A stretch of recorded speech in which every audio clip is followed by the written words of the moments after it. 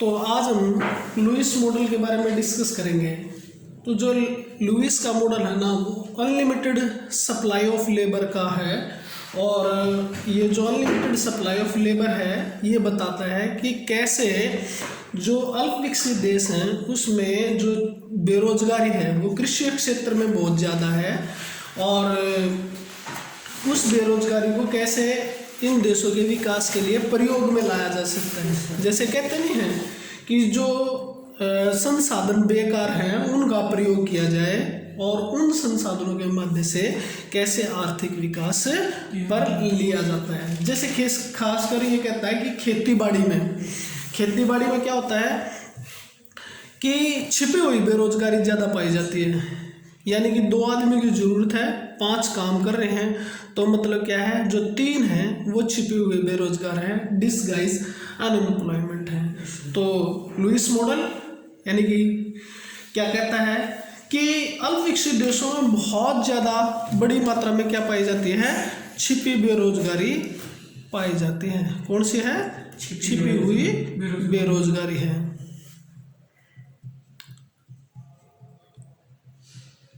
और छिपी हुई बेरोजगारी पाई कहाँ पे जाती है? कृषि क्षेत्र में। किसमें? कृषि क्षेत्र में। और छिपी हुई बेरोजगारी माननी किसको जाती है? जिसकी marginal productivity of labour is equal to 0 हो या फिर नेगेटिव हो।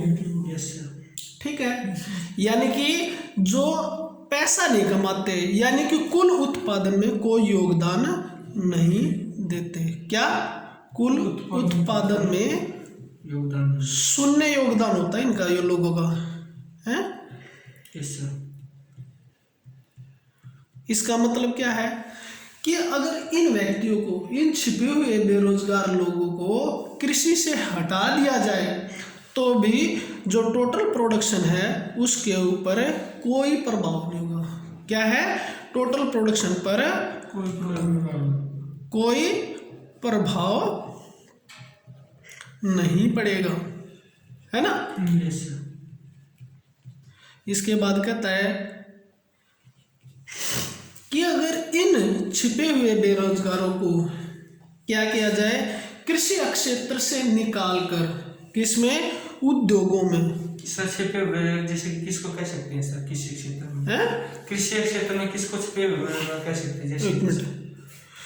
उद्योगों में काम पर लगा दिया जाए ना,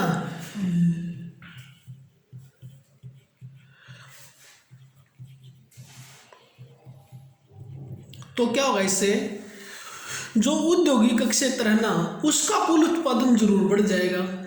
क्या हो जाएगा? Industrial production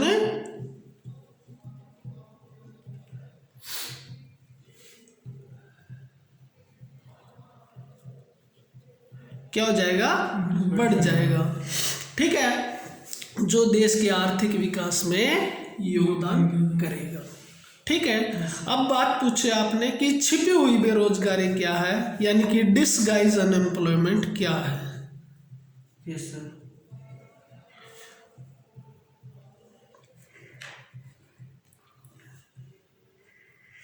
for example disguise unemployment के लिए कि जैसे आपके फादर हैं, 2 एकड़ 3 एकड़ में वो खेती करते थे, लेकिन अब आप 2 भाई हो गए काम में सहयोग करने के लिए, तो आप दोनों भाई भी काम कर रहे हैं और आपके पिताजी भी काम कर रहे हैं। तो काम तो वो एक आदमी का था, पर कर कितने रहे हैं? 3। तो इसका मतलब क्या है कि 2 आदमी तो वहाँ पर छिपे हुए बेरोजगार हैं, डिसगाइज अनएम्प्लॉयड हैं। ठीक है, यानी कि आप लोगों ने कुल उत्पादन में कोई बढ़ावा नहीं दिया। ठीक है, तो आपकी मार्जिनल प्रोडक्शन क्या है? 0 है। कृषि क्षेत्र में कई बार क्या होता है, नेगेटिव भी हो जाता है इसका प्रभाव, क्योंकि जब जो कृषि की जोत है वो बहुत छोटी हो जाए तो इससे क्या होगा, जैसे मेड़बंदी पे सबके पास सिंचाई के साधन का न होना, या फिर इसके बाद क्या हो जाएगा, जो मशीन है ट्रैक्टर हार्वेस्टर का न होना, इससे कुल उत्पादन बढ़ने के बजाय घट जाएगा। तो ऐसी स्थिति में मार्जिनल प्रोडक्टिविटी क्या हो जाएगी? नेगेटिव हो जाएगी। तो इसका मतलब क्या है, या तो उद्योगों में, इंडस्ट्री में ले जाए, या क्या किया जाए, कृषि सहायक क्रियाओं में, कृषि सहायक क्रियाओं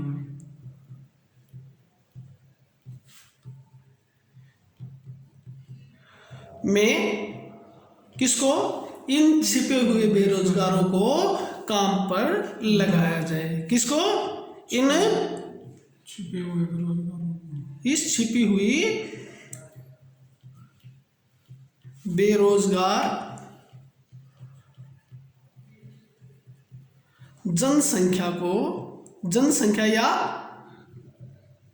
कामगार लोगों को, सर अब ये क्या है कृषि सहायक क्रिया, जैसे डेयरी फार्मिंग होगी, मुर्गी पालन हो गया, मत्स्य पालन हो गया, लकड़ी काटने का काम हो गया, तो ये सारे क्या हैं, कृषि सहायक क्रिया हैं। इसके अलावा जैसे लोग कृषि के आधार पे ही पशु पाले जाते हैं, तो वो लोग दूध बेचने का काम कर लें शहरों में, तो वो भी क्या होगी, उसके साथ होगी क्रियाएं।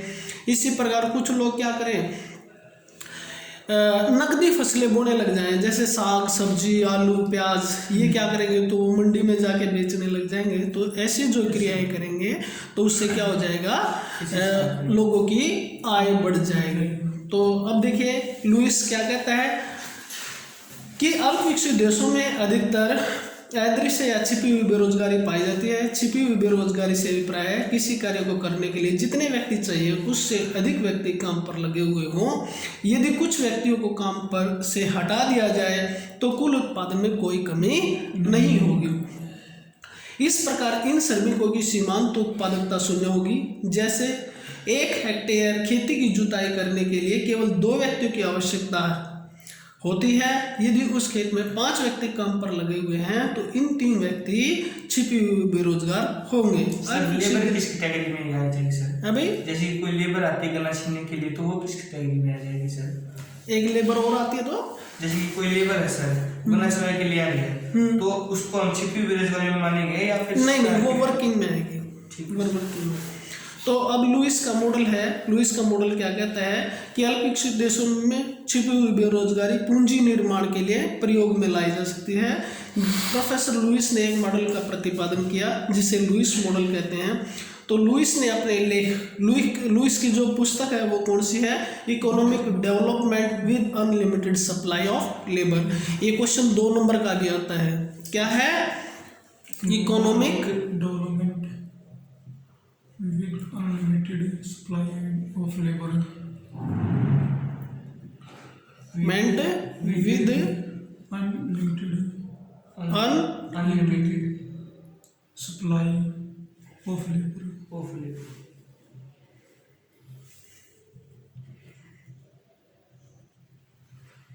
किसकी है, लुईस की बुक है ये, ठीक है ना। लुईस की बुक है किसके ऊपर, कैपिटल फॉर्मेशन के ऊपर। किसके ऊपर, कैपिटल फॉर्मेशन के ऊपर sir. Capital formation in under develop country, ठीक है। अंडर डेवलपिंग कंट्री में पूंजी का निर्माण कैसे किया जाए, इससे संबंधित ये लुईस की किताब है। तो लुईस क्या कहता है, अल्प विकसित देशों में आर्थिक विकास के संबंध में एक महत्वपूर्ण मॉडल का प्रतिपादन किया। इस मॉडल के अनुसार अल्प विकसित देश अपनी असीमित श्रम शक्ति का प्रयोग पूंजी निर्माण के लिए करके आर्थिक विकास की गति को तीव्र कर सकते हैं। कहता है अल्प विकसित देशों में पूंजी की कमी पाई जाती है। इन देशों में निवेश की दर 5 से 10% तक रहती है, जबकि आर्थिक विकास की उचित दर प्राप्त करने के लिए 15 से 20% तक निवेश की दर आवश्यक है। इन अर्थव्यवस्था में श्रम की पूर्ति असीमित होती है।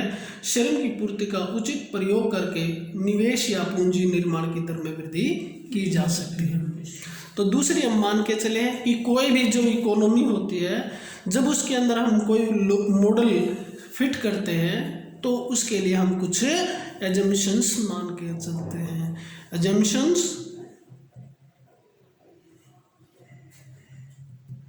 Assumptions of Lewis model. ये मॉडल किससे रिलेटेड है? Unlimited supply of labour. तो सबसे पहला क्या कहता है, अल्पविकसित देशों में जनसंख्या का घनत्व अधिक होने के कारण वहां श्रम की पूर्ति असीमित है, बहुत सारी है, जितनी चाहोगे आपको उतनी लेबर मिल जाएगी। और बहुत से लोग छिपी हुई बेरोजगारी से पीड़ित हैं। वो लोग चाहते हैं कि हमें कहीं ना कहीं काम मिल जाए, हम कर लेंगे जरूर थोड़ा बहुत दूर पास। तो उसके बाद कहता है इनकी सीमांत उत्पादकता शून्य होती है। मैंने यहाँ पे बात करके चला हूँ, marginal productivity of labour is 0। मजदूरों के जीवन निर्वाह सत्र पर श्रमिकों की पूर्ति पूर्णतः लोचदार है, मतलब उनको केवल खाने की रोटी चाहिए। जीवन निर्वाह स्तर के ऊपर असीमित, जितने चाहो आप उतने श्रमिक ले सकते हो, ठीक है। उसके बाद थर्ड कंडीशन कहता है अर्थव्यवस्था में दोहरापन पाया जाता है। ड्यूलिस्टिक में मतलब क्या होता है, दो तरीके के लोग हैं, एक तो दी हुई मजदूरी पर कितने भी ले लो, और एक क्या है, ऊंचे स्तर के लोग हैं, जैसे व्यापारी हैं, उद्योगपति हैं, या सेवा क्षेत्र में काम करने वाले डॉक्टर, अध्यापक, ठीक है। तो ये चीज़ है। तो अर्थव्यवस्था में दोहरापन पाया जाता है। इसका अभिप्राय है कि अर्थव्यवस्था में दो क्षेत्र हैं, एक पूंजीवादी, जैसे मैं बताता हूँ बाहर जैसे देशों में भी क्या है, जैसे कार उद्योग है, विमान उद्योग है, ठीक है ना, तो या बड़े बड़े हॉस्पिटल हैं, बैंकिंग सेक्टर है, या आपका इंश्योरेंस सेक्टर है, ये सारे कौन से हैं, कैपिटल के हैं। और दूसरा है पिछड़ा प्राथमिक क्षेत्र या निर्वाह क्षेत्र, इसमें मेनली आता है रूरल एरियाज और कौन सा, एग्रीकल्चर। तो ये हमारे सेकंड आ गए। फिर उसके बाद कहता है पूंजीवादी क्षेत्र में मजदूरी दर निर्वाह क्षेत्र की तुलना में अधिक होती है। क्या कहा इसने, पूंजीवादी क्षेत्रों में मजदूरी दर निर्वाह क्षेत्र की तुलना में अधिक होती है, यानी कि फैक्ट्री में काम करेगा या शहर में काम करेगा तो वहाँ पे उसको अच्छी मजदूरी मिलेगी, तथा प्राथमिक या निर्वाह क्षेत्र में यह दर कम होती है। जीवन निर्वाह क्षेत्र में मजदूरी दर निर्वाह क्षेत्र पर मंद पड़ जाती है। उसके बाद कहता है अकुशल श्रम के प्रशिक्षण और कुशलता बढ़ाने की लागत स्थिर है, यानी कि कई बार ये भी प्रॉब्लम आती है कि भाई इन देशों में जो लोग हैं ना, इनको कुछ करना नहीं आता, लेकिन इतना भी मुश्किल नहीं है कि उन लोगों को कुछ सिखाया ही नहीं जा सकता। जैसे फॉर एग्जांपल किसी को मिस्त्री बनाना है, दुकान का काम सिखाना है, या जैसे बाइक का मिस्त्री बनाना है, ट्रैक्टर का मिस्त्री बनाना है, ज़्यादा मुश्किल नहीं है। इन लोगों की जो है, इनको कैपिटल जो है, यानी कि औद्योगिक क्षेत्र में कामगार बनाने के लिए ज़्यादा लागत की जरूरत नहीं पड़ेगी। फिर कहता है अगला नेक्स्ट, पूंजीवादी क्षेत्र में उत्पादन का विस्तार अधिकतम लाभ प्राप्ति के सिद्धांत पर आधारित। और जो पूंजीवादी है उसका लक्ष्य क्या है, लाभ कमाना है। तो वो लाभ कमाने के लिए तब तक लोगों को काम पर लगाता रहेगा जब तक एक व्यक्ति की marginal productivity of labour greater than उसकी वेज रेट या उसकी प्राइस से ज़्यादा होती है। यानी कि जब तक उसकी ज़्यादा होती रहेगी ना, marginal productivity of labour is greater than wage, तो क्या होता जाएगा, वो more and more and labour is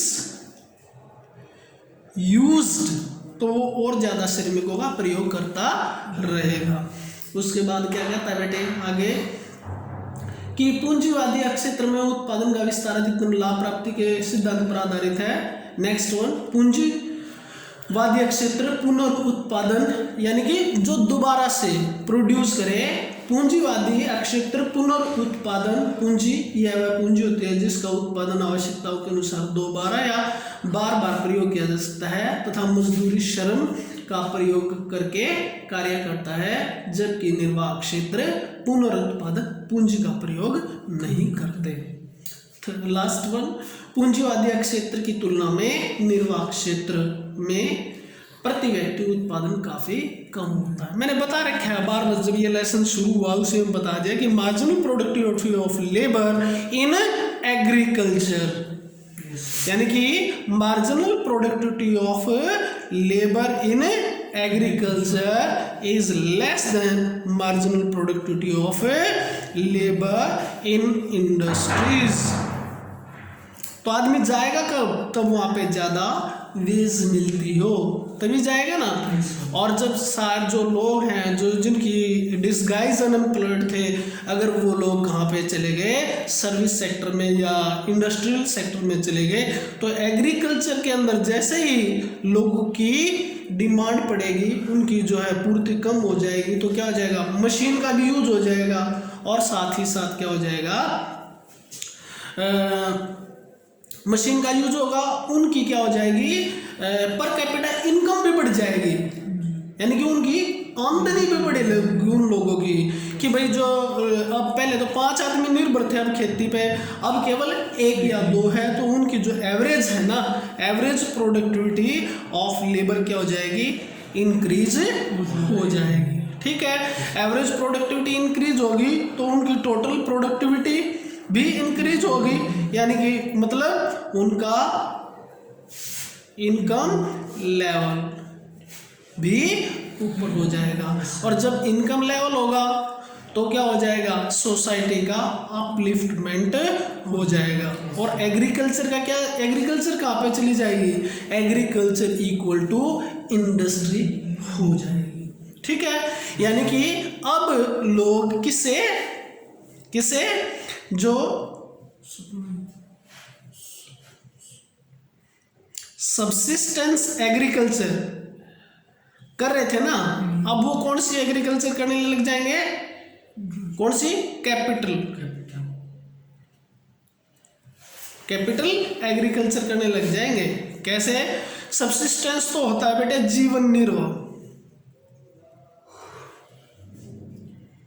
for example, एक व्यक्ति है, उसके पास 2 एकड़ है, उसमें खेती कर रहा है, उसके बाद क्या कर रहा है, भैंस पाल रहा है, तो वो एक भैंस पाल रहा है, घर के लिए दूध हो जाएगा, थोड़ी बहुत सब्जी बो रहा है, तो वो घर के लिए जीवन निर्वाह। लेकिन अब क्या हो जाएगा कैपिटल में, कि एक बंदे ने स्पेसिफिक दूध का काम कर लिया, खेती कर रहा है, तो अब वो 2 एकड़ की नहीं 20 एकड़ की, क्योंकि लोग दूसरे क्षेत्रों में काम करने लग गए, तो उनकी पास कोई काम करने वाला नहीं रहा, तो वो क्या कर लेगा, ट्रैक्टर भी ले लेगा, हार्वेस्टर भी ले लेगा, स्प्रे मशीन भी ले लेगा।